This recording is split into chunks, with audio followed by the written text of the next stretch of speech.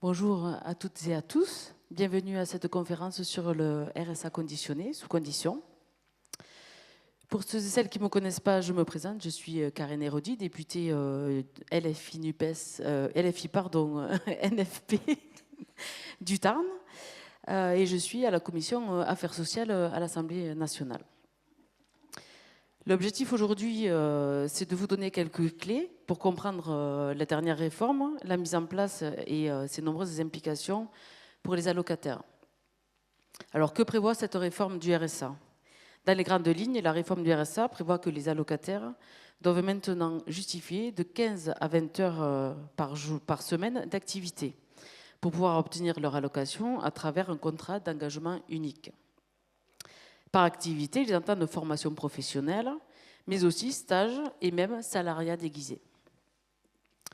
Concrètement, ça veut dire que les allocations ne seront plus indues, mais seront conditionnées. Ça inverse toute logique d'allocation supposée universelle. Pour en parler, nous avons aujourd'hui plusieurs spécialistes sur cette thématique. Avec nous, nous avons aussi Benoît Reboul-Sals. Benoît est délégué national d'ATD Carmonde. Pour ceux et celles qui ne connaissent pas ATD Carmonde, c'est une association reconnue d'utilité publique qui vise à éradiquer l'extrême pauvreté partout dans le monde, mais aussi en France. En tant que délégué national, tu es chargé d'un mandat pour porter la lutte contre la pauvreté et pour sortir des fantasmes de Macron et de la droite sur les allocataires profiteurs. Tu reviendras sur la réalité sociale des allocataires du RSA, les soupçons et les pressions pour celles et ceux qui subissent, pour celles et ceux qui touchent le RSA et qui subissent ces pressions, mais aussi sur la situation générale de la grande pauvreté en France. Avec nous, nous avons aussi Arthur Delaporte, collègue député élu sur la 2e circonscription du Calvados, qui siège au groupe socialiste et apparenté. Arthur, tu as été l'un des chefs de file du groupe socialiste sur le texte pour le plein emploi. Ce texte de loi qui porte très mal son nom et on y reviendra dessus. Tu nous expliqueras plus précisément le projet de réforme et les logiques libérales du macronisme relatives à la précarisation de l'emploi et à la casse du droit social. Je passe maintenant la parole à Nathalie. Bonjour à tous, merci d'être présents. Donc voilà, je suis travailleuse dans le domaine social et qui était avec une expérimentation sur 18 bassins de vie qui ont commencé en avril 2023. Cette expérimentation s'est étendue à 29 départements depuis mars dernier. Elle s'inscrit dans la loi travail de 2023 et se rapproche dans son application au contrat engagement jeune qui a été lui-même issu de la loi de loi travail de 2016. C'est-à-dire, c'était le versement de 500 € pour des jeunes souvent en précarité en échange de 15 invateurs d'accompagnement hebdomadaire. Ces deux lois, elles insistent en fait sur le bien fondé d'un accompagnement en contrepartie des allocations avec des obligations. Donc avec le RSA France Travail, dans la loi, on trouve des articles qui donnent sur une inscription obligatoire sur les listes des demandeurs d'emploi, avec une obligation de conclure un contrat d'engagement avec un organisme référent, ou un autre article qui stipule que le contrat doit comporter un plan d'action qui présente des objectifs d'insertion sociale et professionnelle en fonction de la situation du demandeur et du niveau d'intensité d'accompagnement. Donc, dans cette expérimentation, on a deux acteurs. Le département, depuis 2004, qui est chargé de financer le RSA, et anciennement Pôle emploi ou France Travail, qui copilote ces expérimentations. Avec France Travail, on va avoir plus de données pour Pôle emploi. Sous le couvert du aller vers, ceci va entraîner une politique vers un guichet unique des personnes dépourvues d'emploi. C'est une volonté qui a été affirmée dans 3 départements où quasiment tous les demandeurs entrant au RSA étaient en fait ciblés dans l'expérimentation. Dans les Yvelines, on a vu par contre une dynamique avec France Travail plus ciblée sur les JO, puisqu'ils ont fait un énorme job dating dans le cadre de l'expérimentation. Pour les autres départements, les choix ont été faits plutôt sur des bassins de vie. Donc il y a eu 2 départements qui ont ciblé plutôt moins de 1000 allocataires, 8 départements autour de 1500 allocataires, 2 entre 2000 et 3000, et enfin des bassins de vie plus conséquents, comme Lyon ou les Bouches-du-Rhône avec 10 000 allocataires. Actuellement, l'expérimentation ne prévoit pas qu'une personne qui perçoive le RSA puisse perdre son allocation pour non-respect des 15 à 20 heures d'activité. Donc, il est encore possible de se mobiliser avant 2025, car en 2025, le président du département pourra décider seul ou avec le préfet, ça c'est pas encore vraiment décidé, de la suspension de tout ou partie pour une durée qu'il fixera si l'allocataire refuse l'activité sans motif légitime. Par contre, pour rappel, depuis la mise en place du RMI, l'allocataire est déjà soumis à une obligation d'accompagnement sous peine d'une sanction, c'est-à-dire de la diminution de son montant, s'il n'adhère pas à un accompagnement proposé. Pour cette expérimentation, l'État a donné une enveloppe de 21,7 millions, ce qui a permis de créer souvent des postes pour répondre à ces obligations d'accompagnement. Mais souvent, quand même, c'était une enveloppe qui était destinée à mettre en place des partenariats avec les partenaires de la politique d'insertion. Mais des départements sont restés quand même dans l'idée que le RSA n'était pas un outil destiné au plein emploi. Ainsi, l'Île-et-Vilaine, avec les 15 postes créés, ont décidé de créer 10 postes de conseillers en insertion, mais 2 infirmières. Dans le Nord, il y a eu 6 assistantes maternelles pour la ville de Tourcoing, pour permettre aux mamans qui étaient isolées avec des enfants de rentrer dans l'obligation. D'autres départements ont plus ciblé l'aide à mobilité. Mais sur l'essentiel des départements, c'était quand même une enveloppe qui était destinée pour en fait, accompagner dans l'insertion professionnelle. Beaucoup, comme le département où je travaille, ont misé sur des systèmes informatiques ou de plateformes pour permettre aux entreprises de déposer des propositions. Et permettre aussi à des secteurs qui manquent de main-d'œuvre, comme l'agriculture, la viticulture, l'industrie agroalimentaire, les transports, les secteurs de la propreté, l'hôtellerie, la logistique et maintenant aussi les secteurs médico-social, de proposer des activités.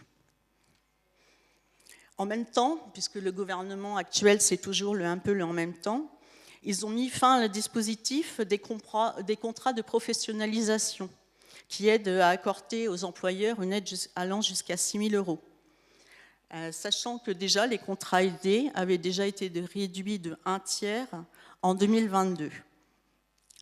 C'est pour cela que la Somme a déployé 440 contrats aidés dans son expérimentation. Et sur les 962 bénéficiaires rentrés dans l'accompagnement, près de 40% trouvaient un emploi durable. Alors on peut se poser la question quand même de comment faire plus avec moins, car donner 20 heures de travail à environ 2 millions de personnes qui sont en RSA, sachant qu'en fait on estime à 40% les non-recours à cette allocation et que 68% des travailleurs pauvres qui pourraient être éligibles ne font pas valoir leurs droits. Car souvent c'est un dispositif avec des démarches complexes qui des fois se retrouvent avec des contrôles ou des demandes indues. Et cela se vérifie aussi pour les gens migrants ou les illettrés. En France, un citoyen sur 6 est confronté à de l'illectrolisme. Je rappelle en plus que le livre blanc de 2023 sur le travail du social part du constat que le travail social n'a jamais connu une aussi intense et grave crise d'attractivité et alerte sur la situation d'urgence qui touche le secteur. Ce dispositif a encore plus amplifié la perte de sens et des valeurs des métiers du social qui sont davantage dans la prévention, protection des personnes vulnérables et qui travaillent au quotidien à réduire les freins que les personnes rencontrent dans leur parcours de vie. Demander aux travailleurs sociaux d'être davantage dans des acteurs de la politique d'insertion et de contrôle, c'est éloigner encore plus les usagers ou les familles qui vont plus être dans un rapport de confiance. À Lyon, en parallèle de l'expérimentation, il y a une autre expérimentation qui a lieu sur 3 territoires qui s'appelle le zéro recours. C'est-à-dire que les bénéficiaires n'ont pas besoin de faire de démarches pour avoir accès aux droits dont ils peuvent prétendre. Donc, face à cette situation d'obligation, certains départements feront le choix aussi d'externaliser les accompagnements s'ils se généralisent ou s'automatisent. Et on peut craindre des dérives, comme j'ai été actuellement informée d'une association, par exemple, qui a répondu à un appel d'offres dans le cadre de l'accompagnement, mais ce n'était pas son cœur de métier. L'idée, c'était de disposer des fonds pour embaucher une psychologue qui était nécessaire pour leur association. Donc, que penser des activités qui seront proposées aussi aux allocataires, qui sont souvent abîmés face à des environnements qui peuvent être dangereux, comme le BTP, qui sont se former à la sécurité, ou des allocataires fragiles qui peuvent être confrontés à des managements toxiques. Toutes les études montrent depuis de nombreuses années que ce qui est important, ce sont les freins que rencontrent ces publics. D'ailleurs, le 27 février 2023, l'Union nationale des CCAS révèle que 20% des allocataires rencontrent des soucis de santé et 23% des absences de moyens de transport. Dans le département où je réside, c'est à peu près les mêmes chiffres qui sont sortis en 2023 avant de commencer en fait l'expérimentation. Il y a 31% d'absence de mobilité, 30% des problématiques de santé, 11% concernent les gardes d'enfants, 16% concernent les problèmes de logement et 11% de l'endettement.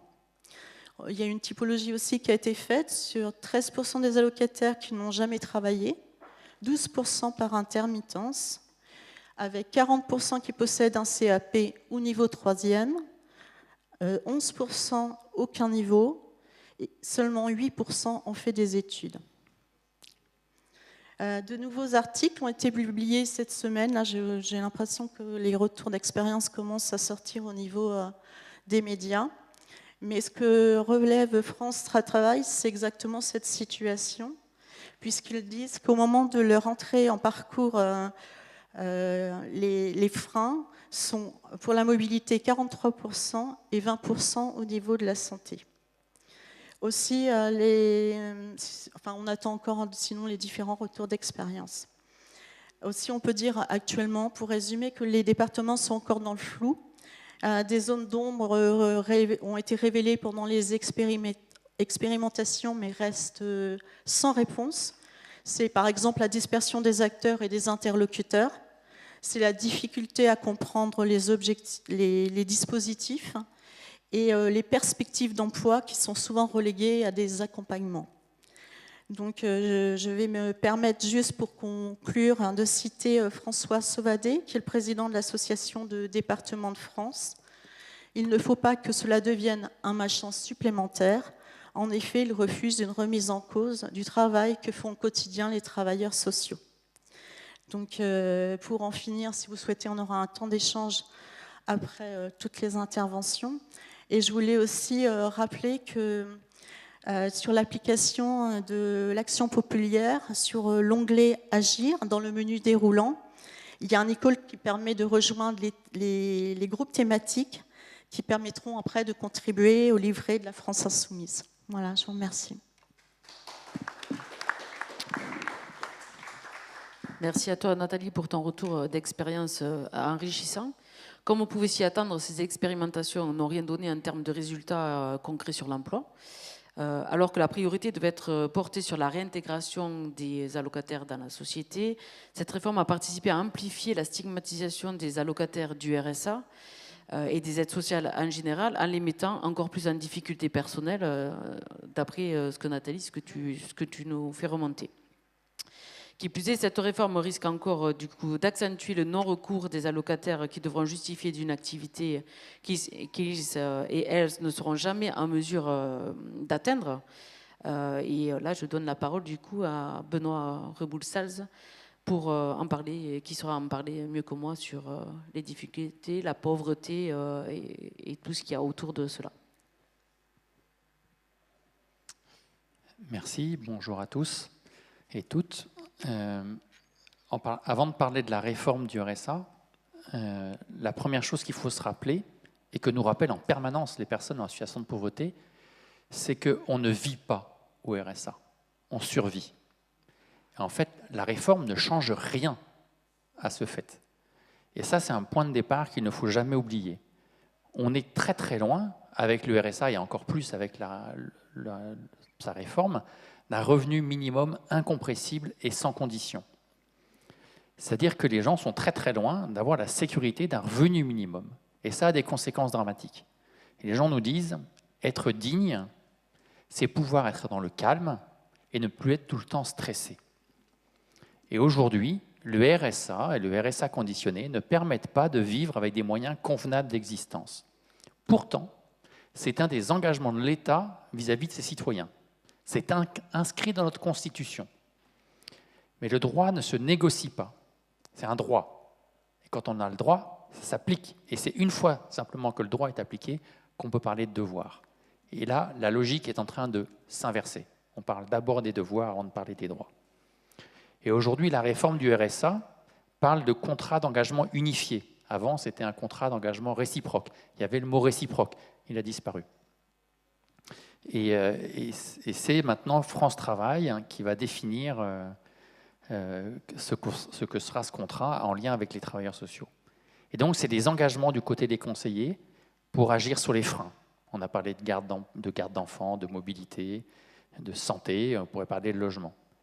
Et il y a les engagements des allocataires, qui est l'obligation de participer activement à des entretiens, des formations, des démarches pour les droits, voire des périodes d'insertion en entreprise, avec tout le risque que de toutes les déviances, et j'aurai l'occasion d'en reparler. Mais juste pour se rappeler pourquoi le RSA, on ne fait que survivre, c'est intéressant de regarder les chiffres. Savez-vous qu'un couple avec un enfant, pour le RSA aujourd'hui, c'est 1 144 € par mois. Et on a fait la base, on a fait quelques interviews c'était début 2024, donc à ce moment-là, le RSA était un peu plus bas, comment les dépenses se passaient. Donc on enlève automatiquement un forfait logement. Déjà, c'est 143,65 € en moins. Ensuite, il y a le loyer à payer, autour de 300 €. Il y a les dépenses d'eau, de gaz, d'électricité. L'électricité, une fois que le bouclier tarifaire est élevé, les augmentations successives correspondent à 40% d'augmentation. Donc aujourd'hui, c'est autour de 160 € de frais pour l'eau, le gaz et l'électricité. Il y a les assurances obligatoires pour le logement. Il y a les frais de santé, 25 €. Les transports en commun, il faut bien se déplacer et tout n'est pas toujours gratuit. Il y a les dettes, parce que oui, quand on a une vie difficile, on emprunte aux voisins, on emprunte à des gens, et il faut rembourser après. Il y a les dettes qu'on peut avoir auprès de la CAF avec des plans d'appurement, parce que des fois, il y a des trop-perçus, des erreurs. Ça fait en général autour de 50 € par mois, nous disent les allocataires. Il y a des frais de cantine. Bref, à la fin du mois, au début du mois, une fois que tout ça est fait, il reste entre 100 et 150 € pour finir le mois, pour 3 personnes dans le foyer. C'est absolument impossible. Et donc, ces moyens d'existence ne sont vraiment pas garantis. Et en plus de ça, la réforme du RSA ajoute des risques de sanctions. Et donc, ça devient quelque chose d'impossible. Et puis, si vous avez un petit revenu, quelqu'un vous a fait un don de 50 € qui arrive sur votre compte en banque, et automatiquement, ces 50 € seront déduits de votre prochain RSA, parce que la CAF a accès à votre compte en banque et donc peut vérifier quels sont vos apports et revenus. Et comme le RSA est un plafond, ce n'est pas un minimum, c'est un plafond, et du coup, vous pouvez être sanctionné. Oui. Et ça fait partie des démarches quand on s'inscrit au RSA. Et les gens nous disent donc entre le 5 et le 15 du mois, il n'y a déjà plus rien. Et ça, c'est... Donc, les gens, qu'est-ce qu'ils font? Ils cherchent des solutions de secours pour finir le mois. Donc, les 15 à 20 heures d'activité, elles sont déjà bien occupées pour la survie. Il n'y a pas besoin d'aller chercher à en faire plus. Et les conséquences de ne pas avoir assez d'argent font dire aux personnes, ça rend malade, ça fait perdre le moral, ça coupe des autres, ça fait même éclater les couples. Et en plus, ils nous disent, surtout ne pas tomber malade, parce que ça, c'est la cata. Il y a des médicaments qui ne sont pas toujours remboursés, ils sont prescrits et sont nécessaires. Donc, en fait, ce que les personnes très pauvres nous disent à cause de cette réforme du RSA, qui donne encore plus d'ampleur à ça, c'est qu'on est en permanence poussé à culpabiliser.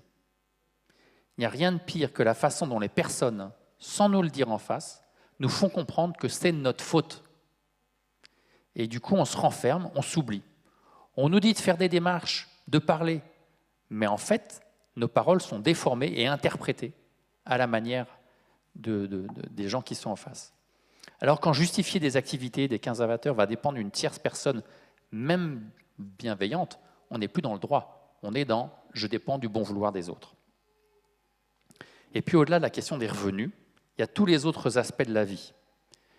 Et les revenus, c'est une des dimensions de la pauvreté, le manque de revenus. Mais il y a bien d'autres dimensions.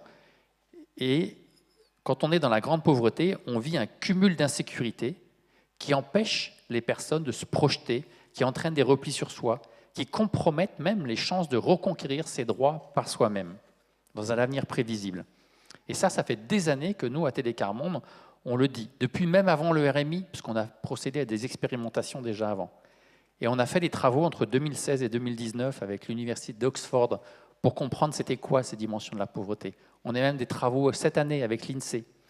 Donc il y a toute la question des privations matérielles et de droits, mais il y a la peur, les souffrances, la dégradation de la santé, la maltraitance sociale et institutionnelle. Et l'isolement, les contraintes de temps et d'espace. On a parlé de la mobilité, et la mobilité quand on est en monde rural ou quand on vit dans les dom-toms et qu'il y a des heures de bus, et qu'il y a un bus par jour pour aller faire une démarche à la CAF, la mobilité, c'est un vrai problème. Et souvent, le combat pour chercher des sécurités, le combat des personnes pour chercher des sécurités n'est pas pris en compte. La dépendance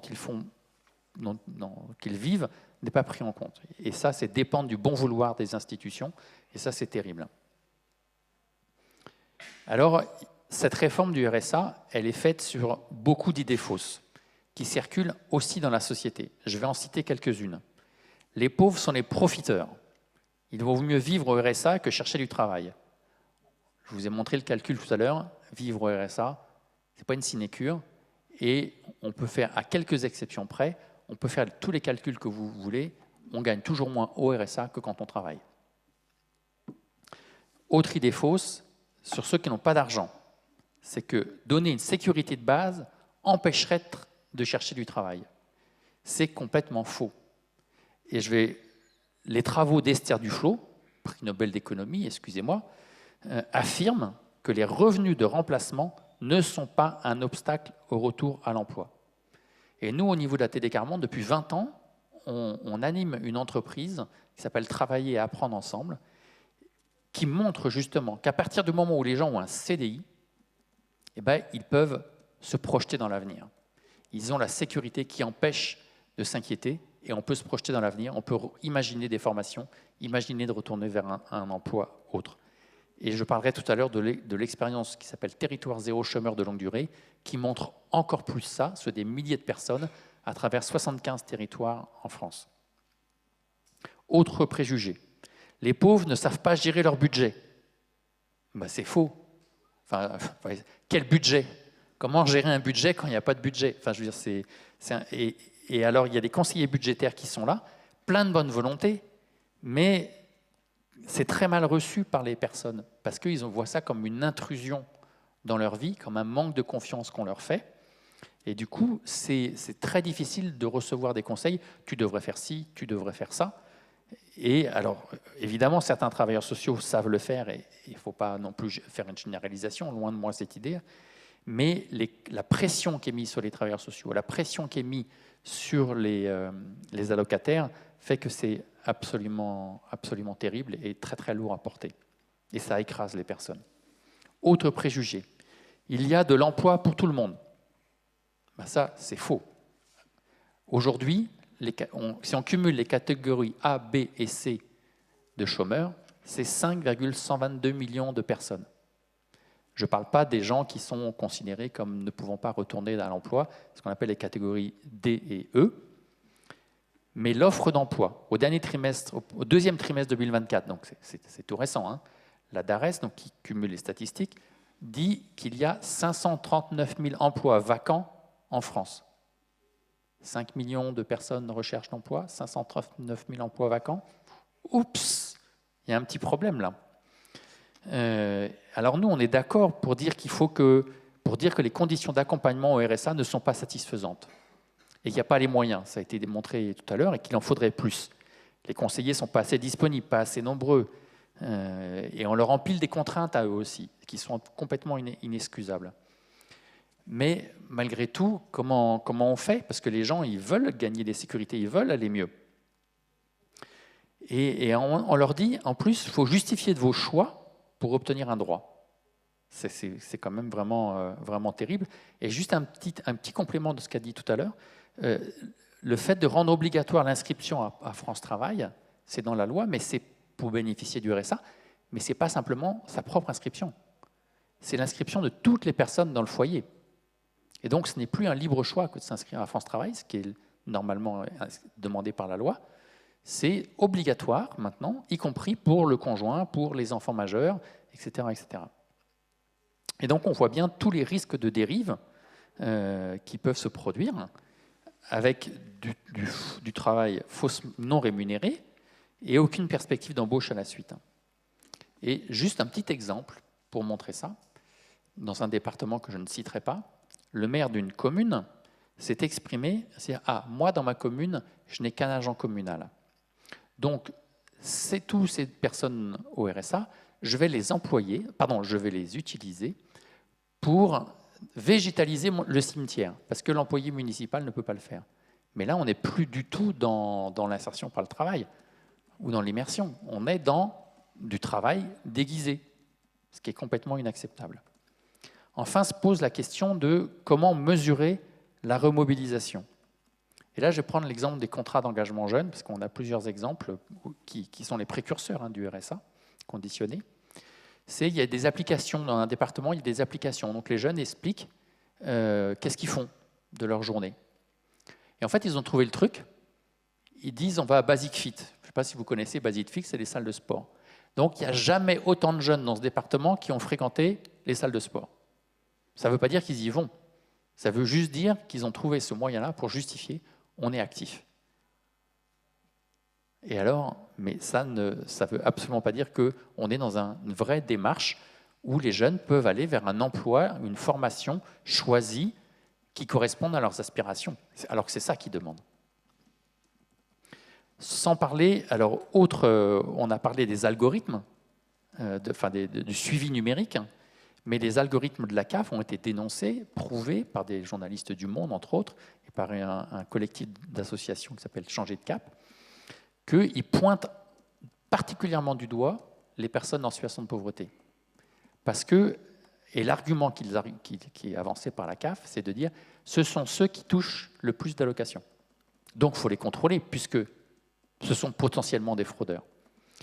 Or, les erreurs, une grande partie de ce qui est considéré comme de la fraude, en fait, ce n'est pas du tout de la fraude, c'est des erreurs. Parce que c'est tellement compliqué que la personne bénéficiaire du RSA peut elle-même faire des erreurs, mais ce n'est pas une fraude, c'est une erreur, et l'institution elle-même fait des erreurs. Et du coup, mais après, ça devient un prélèvement. Il faut rembourser. Et à ce moment-là, le RSA n'est plus du tout incompressible. On entame le montant du RSA et le reste à vivre n'est plus du tout du montant du RSA. Il est inférieur. Et donc, le budget que je vous ai décrit tout à l'heure n'est plus du tout accessible. On est encore dans autre chose. Et là, nous, ce qu'on se bat, c'est qu'il y a un vrai accompagnement, mais pas pour pousser les gens, mais pour accompagner les gens. de manière bienveillante, de manière concertée, dans la confiance.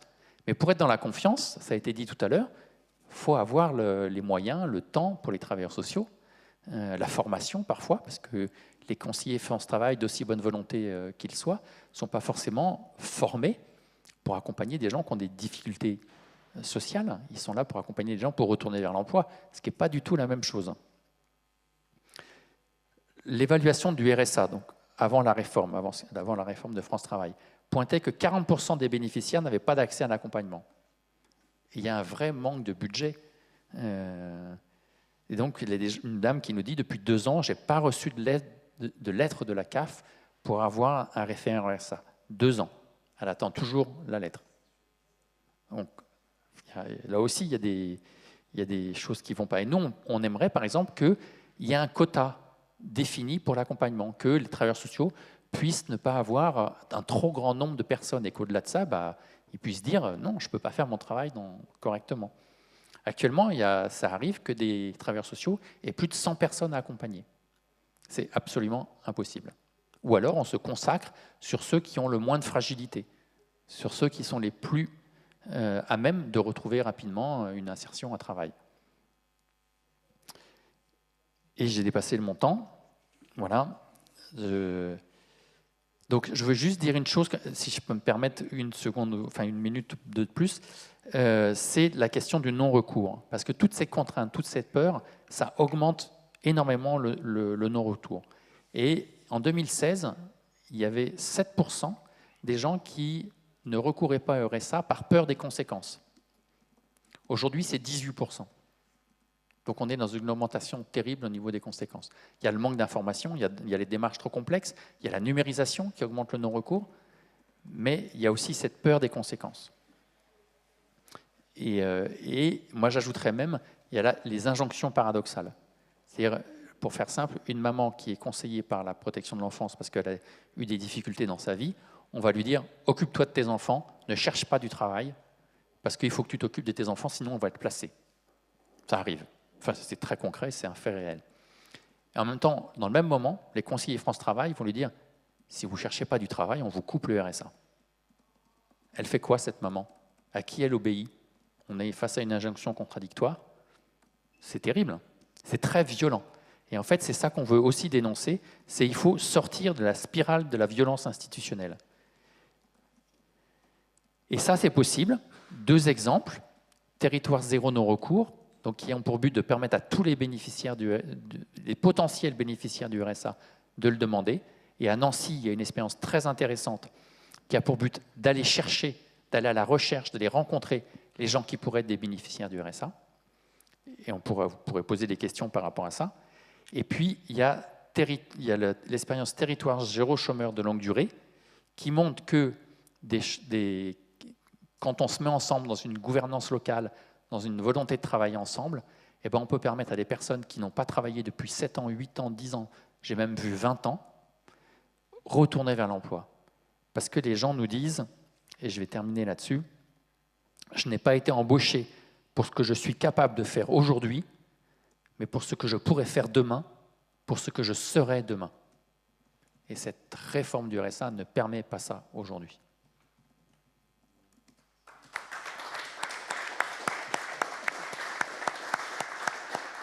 Merci Benoît pour ton expertise sur la situation des allocataires du RSA, sur la grande pauvreté et sur la violence institutionnelle qui s'aggrave de jour en jour.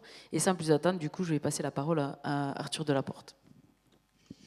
Merci pour l'invitation aussi. Moi, ça me fait plaisir de pouvoir être ici pour parler, je pense, d'une réforme dont on n'a pas assez parlé par rapport à son importance considérable sur la vie des gens. Parce qu'aujourd'hui, on va globalement inscrire à France Travail, globalement 2 millions de personnes, 2 millions de personnes, mais peut-être même plus parce qu'on va inscrire les conjoints, les enfants. Enfin, les enfants vont subir les conséquences. Et donc, c'est une réforme qui va concerner plus de 3, 4, on ne sait pas exactement, millions de personnes.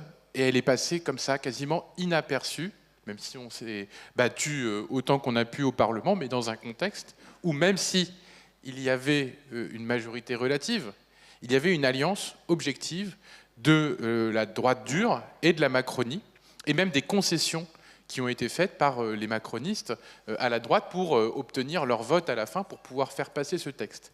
Et même un Rassemblement national qui, lui, était perdu entre, on parlait d'injonction contradictoire, entre la stigmatisation des mauvais pauvres, qui fait partie aussi du fonds de commerce du Rassemblement national, et de l'autre, des députés RN qui venaient dire oh, quand même, voilà, parce que c'est aussi, ils pensent aussi que c'est une partie de leurs électeurs qui sont au RSA ou en situation de précarité. Et donc ils sont, voilà, ils ont pas de ligne. Nous, on a une ligne, elle est commune, constante et cohérente. C'est celle de dire qu'il faut mettre en place les conditions pour garantir un revenu minimum d'existence. En face, on avait des gens qui considéraient que le revenu qui était concédé par l'État devait être fait en échange de conditions. Tout droit suppose des devoirs. Et ça, c'est la logique qui a été portée par le gouvernement. Nous, on défendait le principe d'inconditionnalité et eux défendaient, à l'inverse, le principe de conditionnalité des aides. Et c'est d'ailleurs ce qui figure en premier point de la lettre de Gabriel Attal qui a été envoyée aux parlementaires la semaine dernière. Le premier point, c'est rétablir la souveraineté. Comment on rétablit la souveraineté? On rétablit les comptes publics. Comment on rétablit les comptes publics? Premier point, on rétablit une conditionnalité des aides, qu'elles soient sociales, aux entreprises, aux collectivités locales. Tout droit suppose des devoirs. Et là, on peut se dire, ben oui, c'est vrai que c'est logique. Quand nous, on défend la conditionnalité des aides aux entreprises, on donne de l'argent, l'État donne de l'argent, eh bien, il faut que les entreprises, derrière, remplissent des conditions d'embauche, des conditions de progrès, d'égalité, etc. Bon, sauf que ça ne se passe pas exactement comme ça. C'est une logique qui vise à responsabiliser l'individu, dit-on. Mais c'est une logique qui est très libérale, puisqu'on considère que l'individu est en capacité, à lui tout seul, d'agir sur son propre destin. C'est une logique libérale portée depuis le 19e siècle. Vous vous souvenez, toi, le ciel t'aidera. C'était une logique aussi qui visait à dire qu'il y avait des bons pauvres et des mauvais pauvres. Et donc, si on transpose cette logique de responsabilité de l'individu aux aides sociales, mais aussi aux droits acquis, par exemple le droit à l'assurance chômage, en fait, on diffuse une logique libérale à l'ensemble de la société où chacun se débrouille dans son coin, et on ne considère pas que si la personne est au RSA ou en situation de forte précarité, c'est parce qu'il y a, et ça a été dit jusque-là, des logiques de freins périphériques d'accès à l'emploi notamment, mais pas seulement, parce qu'il y a une partie des personnes qui sont au RSA qui ne sont pas en recherche d'emploi. Elles ne sont pas en recherche d'emploi parce qu'elles ne sont pas en situation de rechercher un emploi, et notamment parce que vous avez 40% des bénéficiaires du RSA qui rencontrent des problématiques de santé. Et donc quand on pense déjà à se soigner, quand on pense déjà à survivre, en fait, on ne peut pas être en situation de rechercher un travail. Donc on a aujourd'hui des macronistes qui pensent que tous les allocataires du RSA sont des travailleurs en puissance et que s'ils ne retrouvent pas de travail, c'est qu'ils ne font pas les efforts suffisants pour le faire. Et ça, cette logique-là, et ce que je voulais montrer aujourd'hui très rapidement, mais c'est une logique qui est présente dans l'action macroniste depuis le début, depuis 2017. Ce n'est pas quelque chose qui est apparu soudainement avec cette réforme de France Travail. C'est déjà ce qui était le soubassement de toutes les réformes de l'assurance chômage successives, avec déjà les ordonnances Pénicaud qui ont réétatisé les choses parce qu'on considérait que finalement c'était de l'argent public et pas des cotisations qui ouvraient le droit, par exemple, à s'assurer soi-même pour le chômage, mais c'est un risque collectif, le chômage. C'est pourquoi on a mis en place des logiques d'assurance chômage, des logiques assurantielles, parce qu'on considère que l'individu seul n'est pas responsable de la situation de chômage. Si vous vous retrouvez au chômage, c'est bien parce que votre boîte a coulé, qu'elle a délocalisé en Chine, que vous vous retrouvez sur le carreau. Et donc, vous n'allez pas, vous, devoir payer d'une situation de non-emploi quelque chose qui ne dépend pas de votre propre volonté, mais plutôt de décisions d'actionnaires ou de la situation du marché. Donc, on a un système assurantiel qui a été réétatisé. On a ce système réétatisé qui a été derrière réduit dans ses droits parce qu'il fallait inciter les chômeurs à retrouver un travail. Et donc, c'est bien parce que ces aides étaient trop généreuses, qu'ils restaient trop longtemps dans une situation de paresse dans laquelle ils se complaisaient, qu'ils ont, derrière, refusé des offres d'emploi. Et donc, il faut, en rendant ce système moins généreux, on a déjà fait une première réforme, c'est qu'avant, on avait, pour l'assurance chômage, une aide qui était calculée en fonction des périodes travaillées. On prenait votre revenu moyen sur les périodes travaillées et on vous faisait cette moyenne, un prorata, et on vous donnait ça pendant un certain nombre de mois. On a réformé ces modalités de calcul où on a intégré le salaire moyen pendant les périodes travaillées et pendant les périodes non travaillées. Ça ne pose pas de problème si vous êtes un insider, si vous travaillez de façon continue. Mais dès lors que vous enchaînez les périodes de travail et de non-travail, donc par exemple les intérimaires, des personnes qui enchaînent les CDD, donc qui du coup se retrouvent avec des périodes de latence, eh bien c'est elles et eux qui sont les premières victimes de ce type de réforme dans les modalités de calcul. Même si ça a l'air technique, ça montre juste qu'on a pénalisé les plus précaires et donc les mauvais pauvres, ceux qui sont dans des situations socialement et économiquement les plus compliquées. Deuxième réforme de l'assurance chômage, celle que nous avons nous combattue, c'est la réforme de 2022. Cette réforme, elle vise à dire qu'on ne retrouve un travail que quand on arrive au bout de sa période de chômage. Et donc, si on avait 24 mois d'indemnisation et qu'on l'a réduit à 18 mois, et ben en fait, c'est au 17e mois qu'on va vraiment se dire « Ah bah demain, je vais perdre mon chômage et donc, je vais me mettre à rechercher un boulot. » Malin. Sauf que ce qu'on sait aussi, c'est que quand on est au chômage, déjà, il y a une période pendant laquelle on se retrouve un peu le moral dans les chaussettes. Et puis si on veut se remobiliser, se former, se préparer aussi à un nouvel emploi, il faut du temps. Et donc, il faut aussi se projeter dans le temps. Et c'est ce que tu disais à l'instant, la capacité de projection, et les travaux d'Esther Duflo, c'est plus on a une stabilité projetée de revenus sur une période donnée, plus on est en capacité aussi de ne pas sombrer. Or, si on réduit la période d'indemnisation, eh ben, on augmente le stress. On augmente aussi, du coup, tous les aléas qui font qu'on va se retrouver en incapacité de se réinsérer correctement. Toujours dans cette même logique où l'individu est responsable de sa propre situation et s'il ne le fait pas, c'est que décidément c'est un paresseux, alors que ça a été très bien dit par les deux interventions précédentes, les freins périphériques, problématiques de garde d'enfants, de santé, de mobilité, sont les facteurs essentiels qui font qu'on ne retrouve pas un emploi. Et donc pour en arriver à cette réforme de France Travail, qui n'est donc que la continuation, une brique supplémentaire vers le chemin miraculeux du plein emploi, puisque c'est ça l'objectif du gouvernement, et que pour atteindre le plein emploi, c'est-à-dire que tout le monde trouve du travail et qu'il n'y ait plus d'emplois vacants, parce que le vrai problème c'est les emplois vacants, vous connaissez tous ces entrepreneurs qui disent « je n'arrive pas à recruter », etc., sans se poser la question du non-recrutement, parce que pourquoi on n'arrive pas à recruter? Parce que c'est des métiers qui sont pénibles, parce que c'est des métiers qui sont mal rémunérés, parce que c'est des horaires qui sont compliqués, que c'est parce que des fois il y a des problématiques d'accès et de mobilité. Et donc, les employeurs se posent moins ces questions que de dire c'est de la faute de ces travailleurs qui sont paresseux et qui décidément ne veulent pas prendre mon emploi mal rémunéré, peu qualifié et dangereux. Et donc, comme c'est de la faute des travailleurs, ou ces emplois vacants, ces offres non pourvues, qui ne sont pas si considérables, ça a été évoqué, 500 000 emplois vacants, 2 millions, 5 millions de chômeurs en fonction des catégories que l'on prend, eh bien, c'est qu'il faut aujourd'hui s'attaquer à cela et envoyer des travailleurs nouveaux, parce qu'on a réformé l'assurance chômage, donc on a remis les chômeurs au travail, ou en tout cas s'ils ne le sont plus, bah, du coup ils perdent leurs droits, ils se retrouvent d'ailleurs au RSA, puisque quand on a épuisé ses droits à l'assurance chômage, on se retrouve au RSA, et donc on va aller chercher ces chômeurs là où ils sont, c'est-à-dire ces chômeurs cachés qui profitent du RSA parce qu'ils ne cherchent pas un travail. Et donc, on va les inscrire automatiquement à Pôle emploi, tous ces allocataires du RSA paresseux. C'est ce qui s'est passé. Et alors, on est généreux parce qu'on va les accompagner, comme si jusque-là, il n'y avait pas d'accompagnement avec le RSA. La logique de base du RSA, c'est celle du RMI, 88, revenu minimum d'insertion.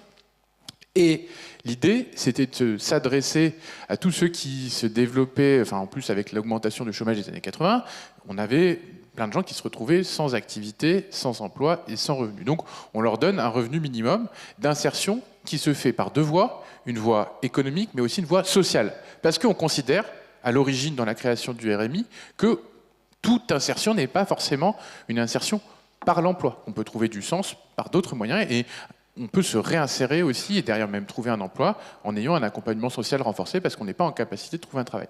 C'était aussi la logique du RSA porté par Martin Hirsch. Il y avait toujours cette idée qu'on met en place un complément pour ceux qui travaillent, pour mieux payer, enfin pour aider à la reprise du travail, etc. Bon, ça, c'est ce qui est devenu la prime d'activité. Mais l'idée du RSA, c'est une activité, mais qui est toujours aussi une logique d'insertion sociale. Le problème, c'est qu'à la création du RMI, l'objectif, c'était que 20% des dépenses globales du fonctionnement de ce dispositif d'insertion soient pas simplement des allocations, mais un dispositif qui accompagne les bénéficiaires du dispositif. Or, aujourd'hui, les dépenses consacrées à l'insertion, donc c'est-à-dire travailleurs sociaux, etc., c'est 6%. Et ça dépend des départements. Donc vous vous dites que l'effort qui était anticipé pour l'accompagnement n'a pas été fait. Et donc que l'État, et maintenant les départements, puisque ce sont eux qui en ont la gestion, sans que tous les frais de gestion soient compensés, tous les coûts de gestion soient compensés, ce qui pénalisait évidemment les départements les plus pauvres, Seine-Saint-Denis en particulier. C'est pour ça que la Seine-Saint-Denis aussi a mis en place une renationalisation du RSA parce qu'elle n'arrivait pas à faire son travail d'insertion correctement. Eh bien, ces départements qui ne peuvent pas accompagner vont dire aux gens qui n'arrivent pas à se réinsérer, c'est de votre faute si vous ne pouvez pas vous réinsérer. Et l'État ne remplit plus sa part du contrat moral. L'État ne remplit pas sa part du contrat moral qui est d'offrir aux gens leur capacité effective, au-delà du revenu, à avoir un accompagnement de qualité. Et donc, aujourd'hui, plutôt que responsabiliser les allocataires, il faudrait responsabiliser les politiques publiques. Et nous, ce qu'on a essayé de dire pendant tout le débat, c'était de dire qu'on ne pouvait pas avoir une philosophie de la responsabilisation ou de la culpabilisation de l'individu sans avoir soi-même, c'est-à-dire l'État, les pouvoirs publics au sens large, fait la part de travail qui était d'offrir aux individus tous les leviers pour pouvoir effectivement se réinsérer. Ça, c'est la première réponse qu'on a donnée. C'est l'obligation, le droit opposable à l'accompagnement. C'est ce qu'on a essayé de défendre. La deuxième chose qu'on a essayé de défendre, c'est ce que je disais tout à l'heure, c'était l'inconditionnalité d'un revenu minimum d'existence, sur le fondement de principes constitutionnels qui ont été évoqués tout à l'heure, mais que je peux essayer de retrouver si, voilà, parce que j'avais ouvert le recours, très beau recours que je vous invite à lire. Donc le recours qu'on a écrit au Conseil constitutionnel, où on essaie de défendre le principe d'un droit à un revenu minimum d'existence tiré des principes de la Constitution. Et notamment, 4 principes constitutionnels, le droit d'obtenir de la collectivité des moyens convenables d'existence qui a été évoqué, le principe de sauvegarde de la dignité de la personne humaine contre toute forme d'asservissement et de dégradation, qui est un principe à valeur constitutionnelle, le principe de valeur constitutionnelle de sécurité matérielle et l'exigence constitutionnelle de protection des intérêts de l'enfant. Parce que si vous mettez en place des mécanismes de sanction, vous allez sanctionner les mauvais travailleurs, mais souvent, et ça a été dit, c'est un revenu qui est conjugalisé et familialisé. Donc vous allez faire payer la mauvaise insertion au conjoint, qui peut déjà travailler par ailleurs, et aux enfants. Et donc, qu'est-ce qu'ils ont demandé, les enfants ? Ben, aujourd'hui, avec cette réforme, vous allez pénaliser les enfants. Malheureusement, le Conseil constitutionnel ne nous a pas suivis totalement, mais il nous a quand même suivis partiellement en mettant une obligation à l'État de fixer une quotité précise d'un revenu minimum décent. Malheureusement, on n'a pas encore vu, enfin je ne crois pas que les décrets d'application soient sortis sur ce point, mais dans la décision du Conseil constitutionnel, le Conseil dit en effet, un individu ne peut pas se trouver totalement sans ressources. Et ça, c'est quand même une décision importante qui est liée à ce recours. Le problème, c'est qu'on ne sait pas ce que ça veut dire totalement sans ressources. Mais, parce que dans les effets de cette loi, un individu peut quand même se retrouver avec son revenu suspendu. Mais alors, est-ce que cette suspension, et c'est le cas aujourd'hui, on peut suspendre 100%, 80%, 50% du RSA. la loi crée l'idée d'une capacité de rétroaction. C'est-à-dire qu'on peut vous le supprimer pendant 1 mois, mais en fait, si vous vous comportez bien le mois suivant, on vous le redonne, avec une rétroactivité possible de 3 mois. Mais, sachant qu'au départ, ils voulaient faire entre 1 et 3 mois en fonction des départements. Là, on est monté au créneau, on a fait un blocage pendant la nuit, et le lendemain, ils sont revenus à la raison. Mais le gouvernement était prêt à accepter que si vous habitiez dans la Drôme, on vous supprime pendant 1 mois et puis on vous le redonne, voilà. Et alors que si vous habitiez dans l'Ardèche, de l'autre côté du Rhône, c'était 3 mois. Donc vous vous rendez compte des inégalités possibles que ça pouvait créer. Heureusement, on s'est battu, on a obtenu un recul là-dessus. Bon, on n'a pas... c'est des petites victoires. Mais voilà. Le Conseil constitutionnel donc dit, voilà, ça ne peut pas avoir effet de supprimer tout. Mais sauf que moi, j'attends de voir comment concrètement ça va être transposé dans le droit. Et il y a une obligation pour le gouvernement de prendre les mesures nécessaires pour cela. Donc, je vais conclure. Non mais, vous avez vu la démarche globale, ce que nous avons défendu comme vision, et demain, les combats qui restent à mener. Les combats qui restent à mener, ils sont déjà de prendre le pouvoir, ils sont d'empêcher que ce type de réforme arrive, et c'est de mettre en place un droit effectif, un revenu minimum d'existence inconditionnel et, je pense, déconjugalisé. Parce qu'on l'a fait pour la hache, par exemple, mais il faudrait aussi le penser pour le RSA. C'est une politique féministe que de dire cela. Parce que demain, oui, en effet, vous pouvez vous retrouver dans des situations de dépendance et donc être contrainte de rester au foyer. Voilà un peu ce que je pouvais vous dire sur l'analyse de la philosophie terrible de cette réforme.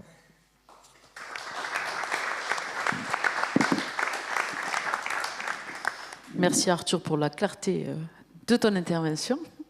Comme tu le disais, cette réforme est vraiment caractéristique de la politique d'Emmanuel Macron en termes de casse de droits sociaux. Après la réforme des retraites, après les réformes de l'assurance chômage ou encore avec la nouvelle réforme qui était prévue avant la dissolution et après la loi travail, la loi Pacte 1, la loi Pacte 2 qui était prévue d'ici peu. Toute la politique d'Emmanuel Macron se base sur l'exploitation des travailleurs et des travailleuses les plus opprimés, plutôt que de s'attaquer sur les plus fortunés, tout en culpabilisant toujours plus les travailleurs et travailleuses sur leur propre situation. C'est la même politique qui est d'ailleurs portée dans tous les projets de loi finances successifs, en réduisant la durée des droits aux allocations chômage, tout en simplifiant en fait, tout simplement en faisant stagner le montant des allocations pour qu'elles deviennent dérisoires sur le long terme et en poussant les gens de plus en plus dans la précarité. À l'heure actuelle, le RSA c'est seulement 635 €, soit quasiment la moitié du seuil de pauvreté en France, à savoir 1216 € en juin 2024. Et quand nous serons au gouvernement avec le nouveau Front populaire, nous porterons l'indexation de plusieurs allocations sociales au niveau de l'inflation et la réévaluation de ces aides pour qu'elles soient au niveau du seuil de pauvreté au minimum. Mais au-delà de la brutalité sociale de la réforme, il faut aussi se rendre à l'évidence. Le RSA sous condition est inefficace. Si cette loi s'appelle loi plein emploi, elle n'en a que le nom. Comme l'ont montré les expérimentations, la mise en place du RSA sous condition ne permet pas de créer des emplois pérennes. D'abord, car il n'y a pas suffisamment d'emplois à pourvoir, ce qui a été dit par mes collègues, pour que tous les allocataires puissent bénéficier d'un emploi. Et surtout, il n'y a pas suffisamment d'offres d'emploi à pourvoir dans les départements où on trouve le plus d'allocataires du RSA. L'exemple le plus probant, c'est celle de la Seine-Saint-Denis, comme tu as évoqué. Avec près de 6% de la population du territoire qui touche le RSA, soit plus de 100 000 personnes. Il faudrait créer, du coup, en Seine-Saint-Denis, 100 000 emplois localement, ce qui est totalement impossible. Pour la Creuse, par exemple, la situation est similaire. Le bilan de l'expérimentation montre que la réforme aura coûté 1,2 million d'euros et nécessite le recrutement de plus de 20 agents supplémentaires pour seulement un emploi pérenne créé par ce dispositif. Le RSA sous condition a au moins le mérite de créer de nouveaux emplois d'agents à France Travail. Mais c'est que ça. Ensuite, les entreprises qui recrutent cherchent majoritairement à recruter des salariés pérennes. Cela sous-entend d'avoir des formations dans l'entreprise et n'est pas réellement compatible avec le contrat d'engagement développé par France Travail. Qui plus est, la réforme du RSA sous condition peut même être contre-productive en termes d'accompagnement à l'emploi, ce qui a été dit ici aussi, notamment par le fait que cette réforme uniformise davantage l'accompagnement à l'emploi et pour les personnes en situation de handicap et aussi pour les jeunes avec la transformation de Cap Emploi et les missions locales. Même si des différences d'accompagnement vont subsister, elles seront absorbées par le portage financier unique par France Travail. Pour tout ça pour dire qu'au-delà de toutes ces considérations morales et la casse sociale que produit cette réforme, les résultats escomptés ne seront pas au rendez-vous. Et du coup, tout le monde le sait, mais il persiste, le gouvernement, la Macronie, persiste en ce sens. Alors, comment faire ? Quelle politique de retour à l'emploi devons-nous porter avec le nouveau Front populaire ? D'abord, la priorité du nouveau Front populaire, c'est d'augmenter les salaires et de les indexer sur l'inflation. En plus d'augmenter le pouvoir d'achat, il augmentera surtout la qualité de vie pour tous et toutes. En augmentant les salaires, les emplois seront alors plus attractifs pour les chômeurs, et ce qui maximisera l'embauche. Si certaines professions qui ont du mal à recruter, c'est aussi en raison de salaires trop bas et des conditions de travail, par exemple dans la restauration, pour en citer qu'un, mais dans le bâtiment aussi et dans tous les emplois de service à la personne aussi, qui sont très durs. Le nouveau Front populaire portera donc l'organisation d'une grande conférence sociale sur les salaires, l'emploi et la qualification. Mais au-delà de ça, il faut aussi investir massivement dans les services publics pour rendre certains territoires plus attractifs et favoriser l'installation de nouvelles entreprises et de nouveaux salariés, que ce soit dans les écoles, dans les centres de formation, dans les hôpitaux, les centres médicaux, les services publics de proximité comme la poste par exemple, les impôts, ou les services sociaux. Le développement économique est corrélé à la mise en place des services publics sur le territoire. Allouer plus de moyens pour nos services publics, c'est aussi créer de nouveaux emplois dans ces branches et localement, tout en rendant aussi les métiers de la fonction publique plus attractifs, en augmentant le point d'indice des fonctionnaires de 10% et l'indexation, lui aussi, sur l'inflation. C'est aussi par une politique de l'offre que nous ferons baisser le chômage. Tout cela sous-entend bien évidemment d'y mettre les moyens et d'allouer plus de crédits aux services publics et à la revalorisation des salaires dans la prochaine loi de finances. J'en reste là pour ma part. Je remercie mes collègues ici présents et on aura un petit temps d'échange, mais qui va être raccourci malheureusement vu le temps qui nous reste, et on pourra aussi prolonger les échanges dehors si vous le souhaitez.